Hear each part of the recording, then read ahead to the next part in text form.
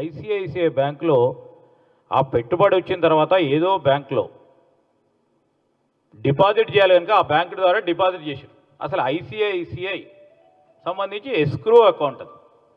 ICICI loan ఎక్కడ ఇచ్చింది, ఎందుకు ఇచ్చింది, ఏ విధంగా ఇచ్చింది, కంప్లైంట్ చేస్తామండి. అసలు దానికి అసలు అర్థం లేని వాటలు.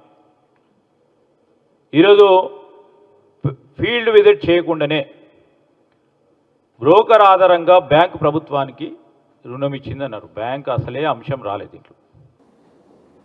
ఒకవైపు విద్యార్థుల్ని, తెలంగాణ సమాజాన్ని కన్ఫ్యూజ్ చేస్తూ అసలు ప్రభుత్వం 10,000 కోట్ల అప్పు తీసుకోలేదని, ఐసిఐసిఐ బ్యాంక్ ప్రభుత్వానికి అప్పు ఇవ్వలేదని చెప్పి తెలివిగా మాట్లాడే ప్రయత్నం చేస్తూ ఉన్నాడు.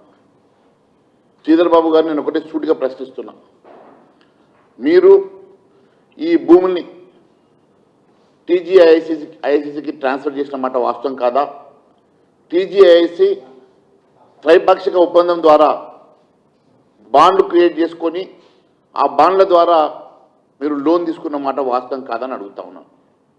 కాగితాలు మరి టీజీఐసి దగ్గర భద్రంగా ఉన్నాయా? టీజీఐసి మీరు ట్రాన్స్ఫర్ చేసినటువంటి కాగితాలన్నీ కూడా, డాక్యుమెంట్స్ అన్నీ కూడా ప్రభుత్వం వద్ద ఉన్నాయని ప్రశ్నిస్తున్నా.